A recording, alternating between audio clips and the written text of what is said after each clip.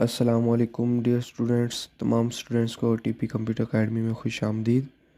मेरा नाम है मोहम्मद सुफियान और आज हम लेआउट के बारे में स्टडी करेंगे कि लेआउट में जो ऑप्शन है उनका इस्तेमाल किस तरह से आप अपने टेबल में कर सकते हैं। यहाँ पर मैंने एक टेबल क्रिएट किया है और यहाँ पर हमारे पास टेबल में फर्स्ट जो ऑप्शन है सिलेक्ट का है। मैं यहाँ पर सिलेक्ट के ऑप्शन पे क्लिक करूँगा तो यहाँ पर हमारे पास select cell, select column, select row, select table के ऑप्शन मौजूद हैं। अगर मैं इस सेल को सिलेक्ट करूँ तो मैं यहाँ से सिलेक्ट सेल की मदद से इसे सिलेक्ट कर सकता हूँ। इसी तरह अगर मैं सिलेक्ट रो को क्लिक करूँगा तो आप देखेंगे कि हमारे पास जो रो है वो सिलेक्ट हो चुकी है। इसी तरह अगर आप कॉलम को सिलेक्ट करना चाहते हैं तो इन ऑप्शन से इजीली कॉलम को भी सिलेक्ट कर सकते हैं, या फिर अपने टेबल को सिलेक्ट करना चाहें तो सिलेक्ट टेबल से आप अपने टेबल को सिलेक्ट कर सकते हैं। उसके बाद हमारे पास प्रॉपर्टीज़ ऑप्शन मौजूद है जिसमें टेबल की अलाइनमेंट जो है वो मौजूद है।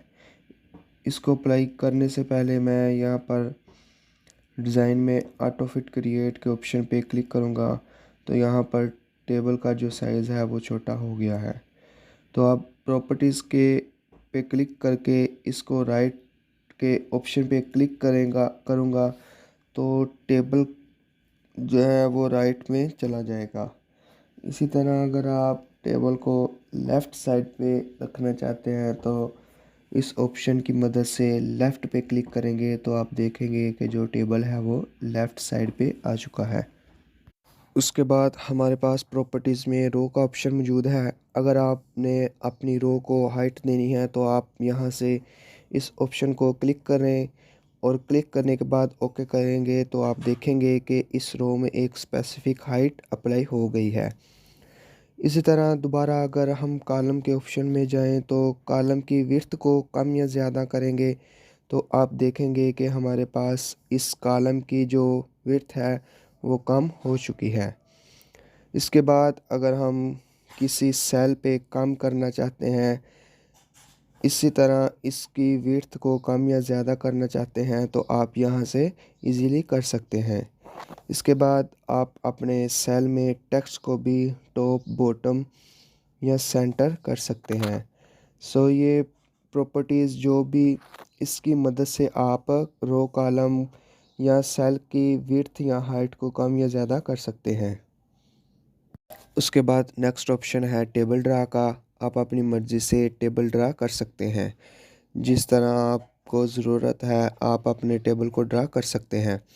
उसके बाद हमारे पास अरेज़र का ऑप्शन मौजूद है। अगर हम इस पे क्लिक करेंगे तो हमारे पास रबड़ का जो ऑप्शन है वो आ जाएगा। इस पे हम क्लिक करने के बाद लाइन को या सेल को अरेज़ कर सकते हैं। नेक्स्ट हमारे पास डिलीट का ऑप्शन मौजूद है। Delete cell, delete column, delete row और डिलीट टेबल। अगर हम कोई भी कॉलम डिलीट करना चाहते हैं तो डिलीट कॉलम के ऑप्शन पे क्लिक करेंगे तो हमारे पास जो कॉलम थी वो डिलीट हो जाएगी। इसी तरह अगर हम डिलीट रो करना चाहते हैं तो डिलीट रो के ऑप्शन पे क्लिक करेंगे तो हमारे पास रो भी डिलीट हो जाएगी। इसी तरह अगर हम टेबल को डिलीट करना चाहते हैं तो डिलीट टेबल के ऑप्शन पे क्लिक करेंगे तो आप देखेंगे कि हमारे पास जो टेबल है वो भी डिलीट हो चुका है। उसके बाद हमारे पास नेक्स्ट ऑप्शन है रो एंड कॉलम का। अगर हमने यहाँ पर एक टेबल क्रिएट किया हुआ है और इसके ऊपर जो है एक रो की ज़रूरत है तो हम इंसर्ट अबव पे क्लिक करेंगे तो हमारे पास अबव में एक रो अप्लाई होगी। इसी तरह अगर इस रो के नीचे एक दरकार है तो हम यहाँ पर इंसर्ट बिलो के ऑप्शन पे क्लिक करके रो क्रिएट कर सकते हैं। और अगर हमें लेफ़्ट साइड पे अगर कॉलम की ज़रूरत है तो हम इंसर्ट लेफ़्ट करेंगे तो एक मज़ीद कॉलम क्रिएट हो जाएगा। इसी तरह अगर हम इंसर्ट राइट करेंगे तो एक राइट में कॉलम क्रिएट हो जाएगा। तो आज का हमारा लेक्चर ख़त्म हुआ। मिलते हैं एक नए लेक्चर के साथ। अल्लाह हाफ़िज़।